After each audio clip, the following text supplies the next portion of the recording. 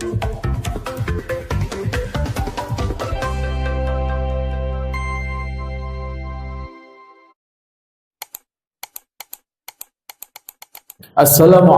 warahmatullahi ta'ala wabarakatuh.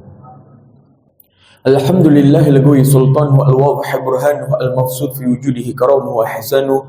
Allahumma sholli sholatan kamilah wa sallim salaman tamman ala sayyidina Muhammadin alladhi tanhallu bihi al-'aqdu wa tanfariju bihi al-quraba. Allahumma inna na'udzubika min 'ilmin la yanfa' wa min 'amalin la yurfa' wa min nafsin la tashba' wa min du'ain la yusma' wa min hadhihi al-arba'a. Rabbighfirli warhamni wajburni warfa'ni warzuqni wahdini wa'afini wa'fu anni. Amma ba'du, yang kami hormati, kami muliakan, wabil khusus guru kita semua Buya Yahya, kita doakan beliau mata'an Allah bituli hayatih, semoga Allah memanjangkan umur beliau, memberikan kepada beliau rizki yang halal, tayyiban, mubarakan fi ala kulli hal, dan semoga Allah Jalla Jalaluh selalu menjadikan beliau perantara wasilah antara kita dengan baginda Nabi Muhammad sallallahu alaihi wasallam.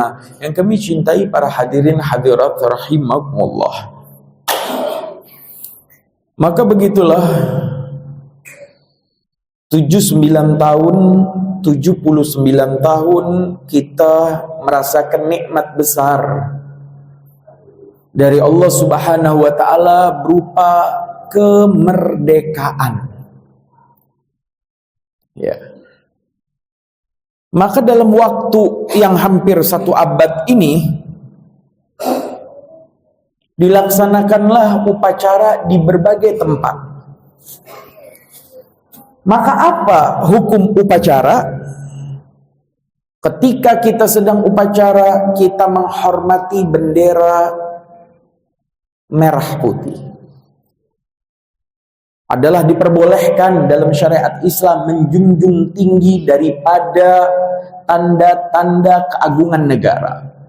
Kita hormat kepada bendera merah putih. Bukan hanya itu, dalam cara upacara kita mengheningkan cipta, berterima kasih kepada para pahlawan dengan mengirimkan surat Al-Fatihah yang insya Allah sampai manfaatnya untuk mereka. Kemudian upacara itu sesungguhnya adalah ungkapan rasa syukur kita kepada Allah Subhanahu wa taala. Tentu jika sesuai dengan timbangan aturan syariat Islam, artinya tidak bertentangan dengan syariat Islam, maka upacara adalah sebuah acara yang luar biasa. Kita telah dijajah 300 tahun oleh Belanda. 300 tahun dijajah Belanda. Kayak dijajahnya Bani Israel oleh Fir'aun dan orang-orang Mesir, 300 tahun Bani Israel itu dijajah. Kita juga sama, 300 tahun dijajah oleh Belanda, oleh Holland. Hingga pada tahun 1942 Allah berikan satu nikmat kepada kita. Allah gerakan hati orang-orang Jepang untuk datang ke Indonesia, walaupun niatnya menjajah Indonesia, tetapi mengusir dan memutus tali perbudakan dari orang-orang Belanda yang sudah 300 tahun memperbudak kita. Jadi tahun 1942 itu ganti, kita diperbudak oleh Jepang. Tapi akhirnya nikmat itu Allah berikan dengan sungguh-sungguh atas perjuangan orang-orang yang Allah pilih. Sebagaimana Allah memilih Nabi Musa dan kakaknya Nabi Harun, dan juga murid Nabi Musa, Nabi Joshua atau Nabi Yusha bin Nun, untuk membebaskan Bani Israel dari perbudakan Fir'aun. Allah pilih beberapa orang sifat keberaniannya, sehingga pada tahun 1945 Soekarno dan Muhammad Hatta mengungkapkan daripada proklamasi, dan itu tanda Indonesia akhirnya membebaskan dirinya sendiri dari perbudakan Jepang, sebab saat itu orang-orang Jepang hengkang dari tanah air kita, sebab ada satu masalah di negaranya di mana Nagasaki dan Hiroshima dibom oleh Amerika, dan itu juga digerakkan oleh Allah Subhanahu wa taala agar mereka hengkang, dan Allah ilhamkan kepada warga Indonesia untuk memerdekakan dirinya. Mesir menjadi negara pertama yang mengakui daripada kemerdekaan Indonesia. Ma'asyiral muslimin rahimakumullah. Tetapi kita tetap diuji dengan beberapa ujian, dan belum sempat menikmati kemerdekaan 3 tahun kemudian setelah kita merdeka dari 1945, di tahun 1948 terjadi agresi kedua Belanda. Jadi Belanda pengen balik lagi menjajah Indonesia yang dibantu oleh Amerika Serikat. Tetapi Allah gagalkan daripada kebatilan perbudakan tersebut, sehingga Allah tetap menjamin kemerdekaan kita. Sayangnya beberapa tahun kemudian, tepatnya pada tahun 17 tahun kemudian, setelah agresi Belanda yang kedua tahun 48, 17 tahun kemudian di tahun 1965 didirikanlah satu partai dengan singkatan PKI atau Partai Komunis Indonesia. Tetapi Allah bumi hanguskan itu. Allah ingin rakyat Indonesia lebih lanjut merasakan daripada kemerdekaan tadi. Sehingga begitulah pepatah Indonesia mengatakan, habis gelap terbitlah terang. Setelah kita dijajah 300 tahun gelap dan gelap, maka terbitlah terang itu. Sebagaimana terang itu dirasakan oleh Nabi Yunus, yang saat itu Nabi Yunus mengatakan dan berdoa kepada Allah, wa idna dzannuni fil dzulumat, dan tatkala dzannun, pemilik ikan paus, siapa? Nabi Yunus yang ditelan ikan paus, dihukum oleh Allah masuk di dalam kegelapan.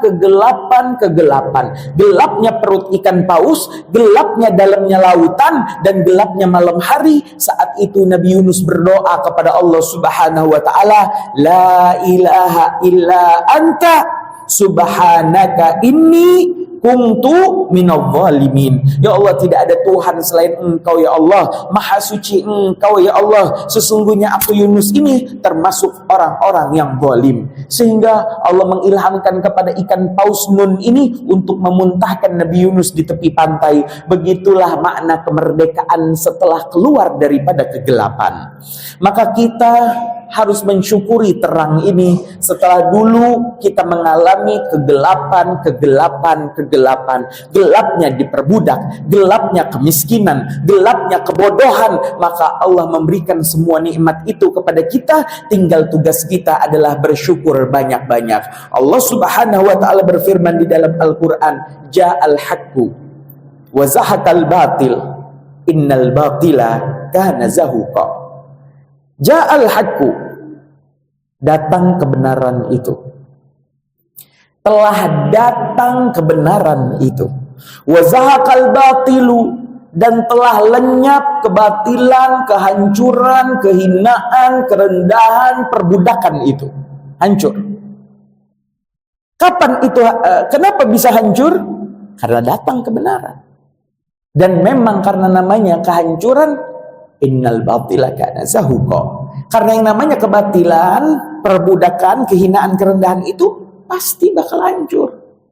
Kalau orang jahat pasti bakal hancur. Orang memperbudak kita pasti akan hancur. Orang zalim kepada kita pasti akan hancur. Tapi ada syaratnya.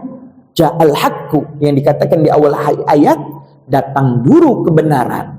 Tegakkan dulu syariat. Berpegang dulu dengan Allah, baru Allah berikan nikmat berupa wa zahaqal batil, hilangnya daripada kehinaan tersebut. Maka rakyat Indonesia yang memulai semuanya dengan kebenaran yang diilhamkan, ditaufiki, diinayahkan, ditolong oleh Allah Subhanahu wa taala, menjadikan hilang kebatilan berupa perbudakan pada tahun 1945. Maka jangan sampai kita kembali diperbudak. Mari kita sama-sama kita menjaga nikmat kemerdekaan ini. Hal ini juga dirasakan oleh Nabi Muhammad SAW sendiri daripada nikmatnya kemerdekaan. Dalam surat Al-Asr ayat 1 sampai 2 Allah menjelaskan, Bismillahirrahmanirrahim. Idza jaa nasrullahi wal fath wa ra'aitan nas sayadkhuluna fi dinillahi afwaja. Idza jaa, apabila datang nasrullah, pertolongan dari Allah, wal fathu, dan datang juga kemerdekaan itu. Ketika Nabi Muhammad diusir dari kota Mekah mencari pertolongan di kota Yathrib Madinah, seketika ketika Nabi Muhammad kembali ke Mekah, Nabi Muhammad diberikan oleh Allah kembali kota Mekah, pembebasan kota Mekah, kemerdekaan kota Mekah, dan terbebas dari perbudakan penyembahan terhadap berhala. Sehingga saat itu Nabi Muhammad menikmati merdekanya kota Mekah. Dan kalian akan melihat bagaimana manusia berbondong-bondong masuk ke dalam agama Islam, walaupun mungkin secara terpaksa. Fasabbih bihamdi rabbika wastaghfir. Maka bacalah tasbih bihamdi rabbika, dan bacalah hamdalah, wastaghfir, dan beristighfarlah, artinya beribadahlah, bersyukurlah daripada nikmat kemerdekaan itu. Innahu kana tawwaba, sesungguhnya Allah adalah zat yang maha memberi taubat. Ma'asyiral muslimin rahimakumullah, bukan hanya Nabi Muhammad yang mendapatkan nikmat kemerdekaan, Nabi Musa dan Bani Israel yang tadi kami singgung di awal juga mendapat nikmat kemerdekaan, di mana Allah Subhanahu wa taala berfirman, wa idh najjaynakum min ali fir'auna yasumunakum su'al azab. Dan tatkala kami Allah menolong engkau, hai Nabi Musa dan Bani Israel, min ali fir'aun, dari tentara Fir'aun, yasumunakum su'al azab, yang menjadikan kalian objek untuk mendapatkan siksa yang pedih, maka kami bebaskan daripada perbudakan tersebut.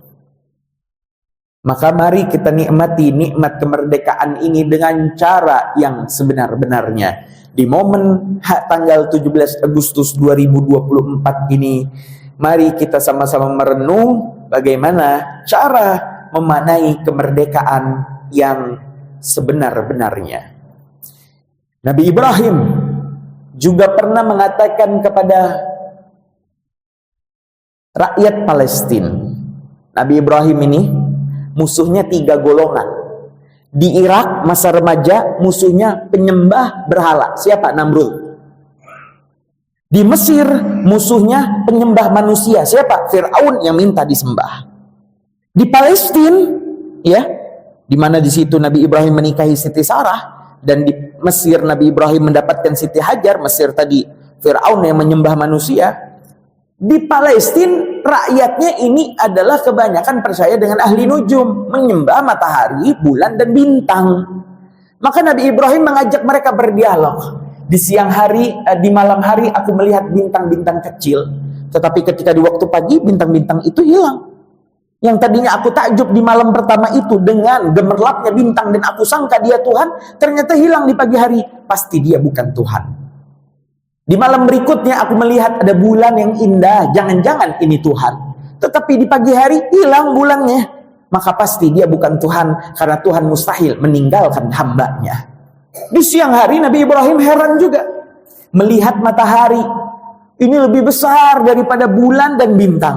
Jangan-jangan ini Tuhannya. Tetapi ketika maghrib terbenamnya matahari, hilanglah matahari.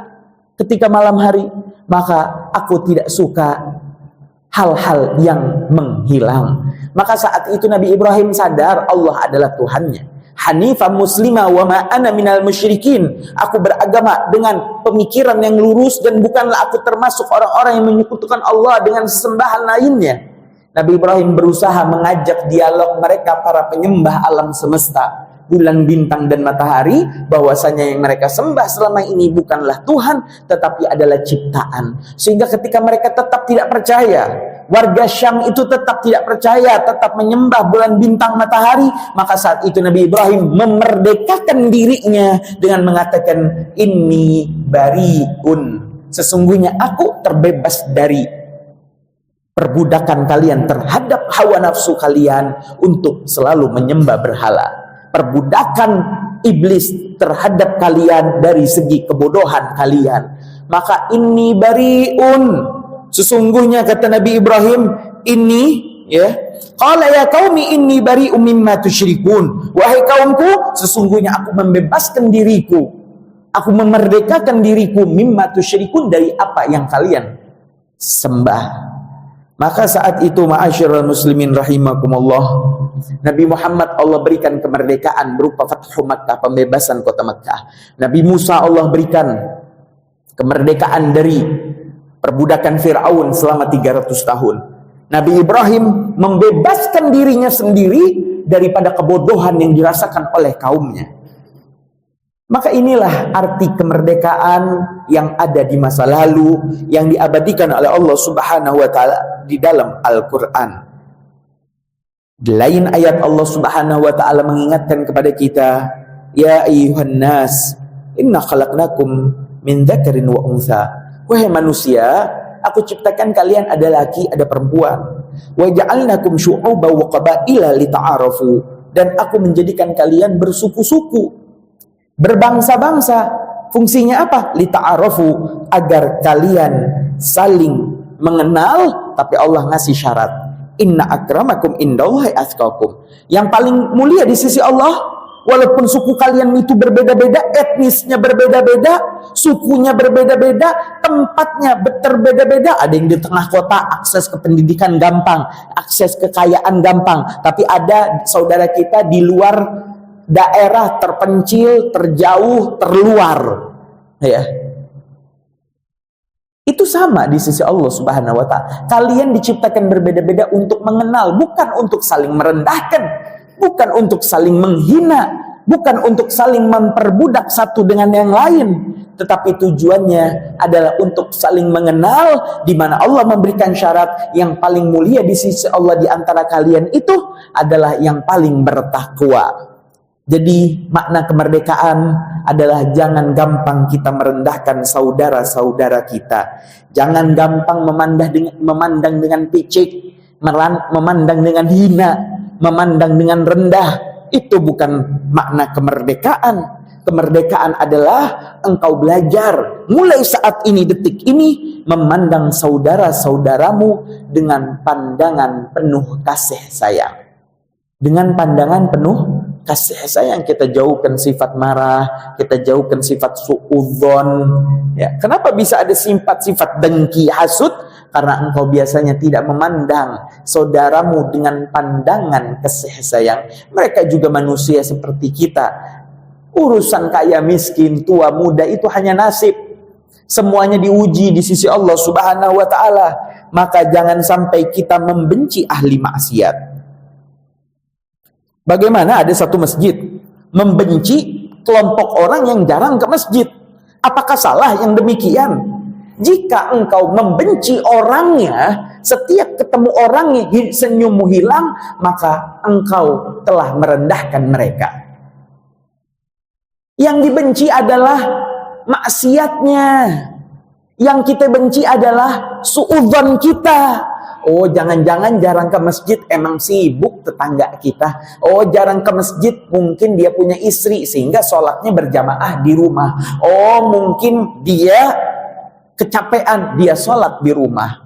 Walaupun dia pahala sholat di awal waktu adalah besar, pahala berjamaah adalah besar, pahala sholat di masjidnya adalah besar. Tetapi jangan sampai kita menjadi kelompok kaum yang beribadah kepada Allah, tetapi hati kita kotor, hati kita tidak terbebas dan merdeka dari penyakit-penyakit hati, sehingga kita gampang dengan sholat kita yang istiqomah di masjid, kita gampang merendahkan, memandang picik tetangga di kanan kiri kita yang tidak sholat di masjid, yang tidak sholat berjamaah, yang tidak sholat di awal waktu, sehingga kita bahkan membenci ahli maksiat dengan maksiatnya, membuka aurat atau lain sebagainya.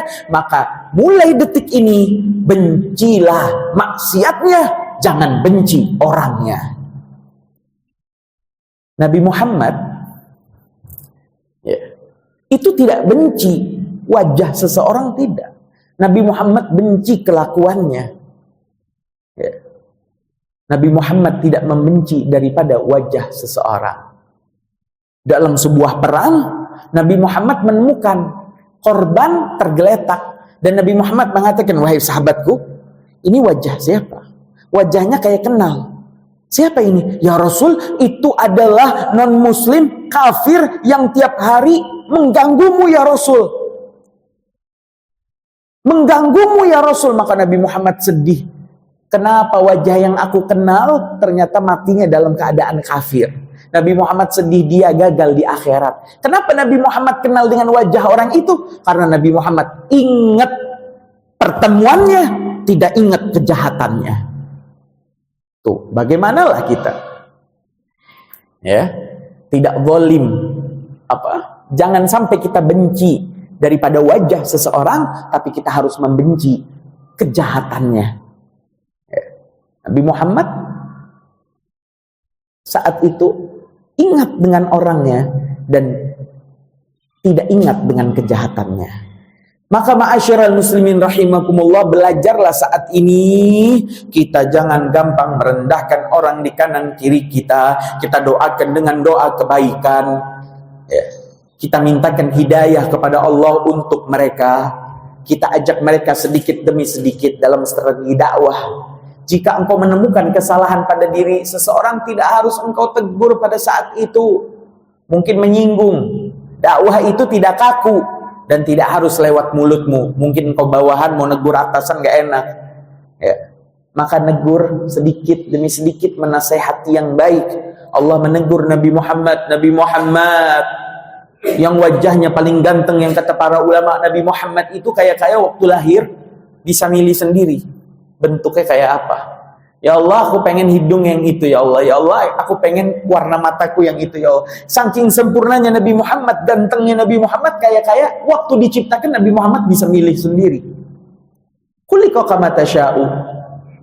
Maka saat itu Nabi Muhammad yang sebegitu gantengnya ditegur oleh Allah, wa in kunta faddan ghalidhal qalbi lam faqdu min hawlik. Nabi Muhammad yang emang dasarnya udah ganteng, in kunta, jika adanya engkau faddan, cemberutan, ketemu orang cemberut, merengut ya. Cemberut apa merengut itu namanya? Ketemu orang mesem, ketemu orang tatap tajam. Kalau engkau Nabi Muhammad yang segitu gantengnya, kok sifatmu begitu cemberutan, ghalidhal qalbi, keras hati, kaku, nggak luas, lam faddu min haulik, manusia bakal lari daripada dirimu. Mulai sekarang kita belajar menjadikan diri kita diterima di tengah-tengah masyarakat dengan senyum kita. Ya. Dengan kita itu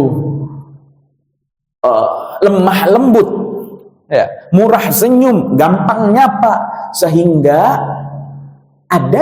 tidak adanya kita seperti ada, dan adanya kita dinanti-nantikan oleh masyarakat sekitar.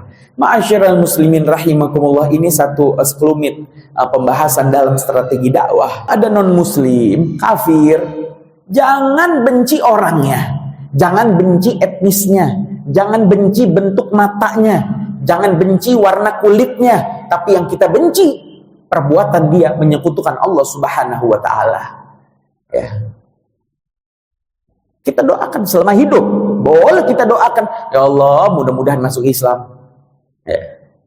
Ya Allah mudah-mudahan dapat hidayah. Boleh. Tapi kita benci etnis tertentu adalah tidak diperbolehkan. Ya. Saya benci orang-orang Arab, nggak benar. Saya benci orang-orang Cina, nggak benar. Saya benci orang-orang yang berkulit hitam, nggak benar. Kenapa? Jangan benci orangnya, benci maksiatnya, benci perbuatan salahnya. Karena sesungguhnya musuh kita itu bukan manusia tetangga di kanan kiri kita yang cemberut, yang hasud. Bukan itu yang Allah yang harusnya menjadi musuh kita adalah firman Allah Subhanahu wa taala dalam Al-Qur'an. Siapa musuh kita? Inna syaitana lakum aduwwum mubin. Sesungguhnya syaitan bagi kalian, hai manusia, anak cucu keturunan Adam, adalah musuh yang mubin, yang jelas. Musuh kita bukan manusia di kanan kiri kita.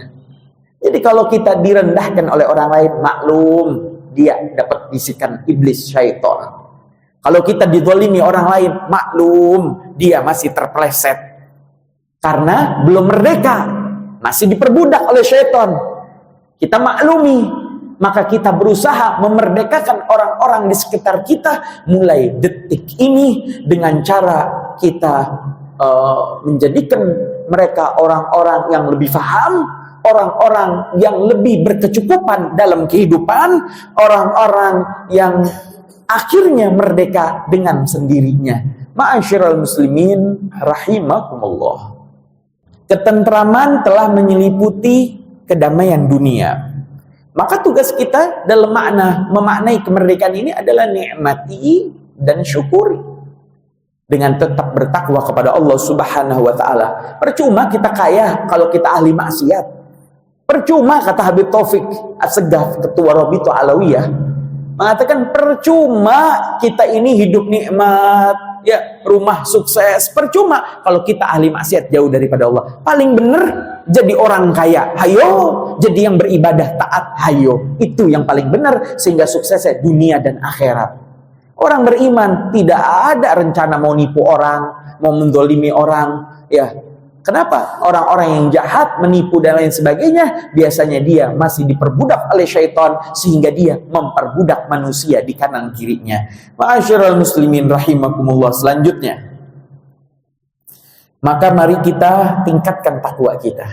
Jaga kita punya salat. Kita punya salat, kita jaga. Ada orang tidak salat, jangan rendahkan orangnya, rendahkan perbuatan dia meninggalkan salat. Kita ajak sedikit demi sedikit agar mereka ikut salat bersama-sama dengan kita. Jika punya keponakan perempuan, putri perempuan, ibunda, tante, dakwahi mereka agar menggunakan jilbab, agar mereka sukses bukan hanya di dunia, tapi juga nanti di akhirat. Dan mari kita jauhi larangan-larangan dalam rangka kita memerdekakan diri kita daripada mengikuti hawa nafsu. Kemerdekaan juga adalah dimaknai dengan kita patuh kepada 4 golongan yang dijunjung tinggi oleh syariat Islam. Mulai yang pertama adalah para ulama, para dosen kita, cendekiawan kita, orang-orang yang cerdas, orang-orang yang Allah berikan kelebihan ilmunya, maka kita hormati mereka. Dan hal ini sudah maklum, di mana kita lebih menghargai orang yang bertitel, orang yang mempunyai wawasan yang luas, kita hormati mereka, sehingga kita termasuk orang-orang yang diridhai oleh Allah. Bukan hanya itu, hakim yang memutuskan dengan adil, yang telah merelakan dirinya setengah badannya di neraka, setengah badannya di sorga, yang memutuskan dengan adil dan jujur. Maka hakim, para hakim, jaksa agung, mahkamah agung adalah orang-orang yang harus kita hormati dan kita jaga marwahnya. Bukan hanya itu, para dokter, atibba yang menjaga fisik, badan, jasad kita ini juga harus kita hormati tinggi-tinggi. Dan termasuk adalah para pemerintah umara yang mengatur segala urusan sehingga inflasi kita tidak terlalu merosot, menjaga daripada harga bahan-bahan pokok, menjaga keamanan daripada orang-orang jahat, dan mengakurkan daripada yang kaya dan miskin, meminimalisir keretakan antara kaya dan miskin. Tugas pemerintah yang kita tidak tahu hikmah di baliknya, maka jangan gampang kita mencemooh orang-orang yang berkorban dari 4 golongan ini untuk kebaikan kita, baik dirasa secara langsung atau tidak langsung. Kita hormati mereka.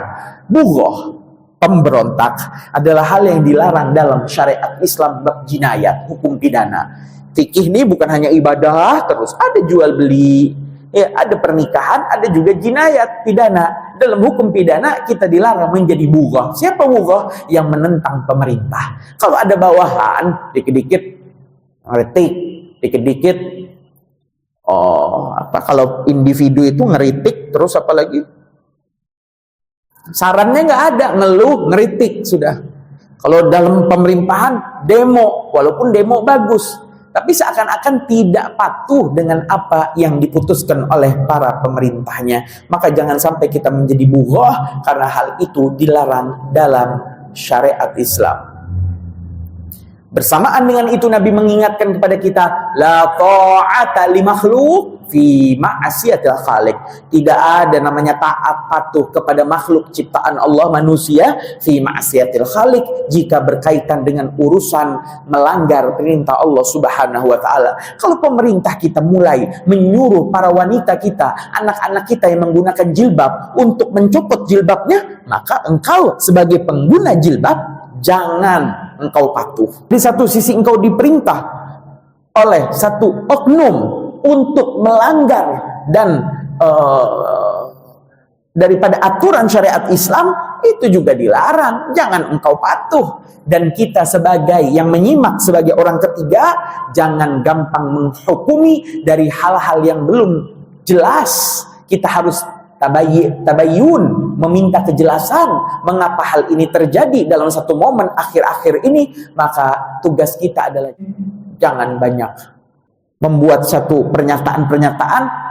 Paling bagus kita tunggu, kita doakan pemerintah kita doakan dokter, hakim, dan ulama kita agar kembali ke jalan yang benar. Itulah yang bisa kami sampaikan tentang hal ini. Selanjutnya, ma'asyiral muslimin rahimakumullah, NKRI Negara Kesatuan Republik Indonesia Bhinneka Tunggal Ika, berbeda-beda tetapi tetap satu.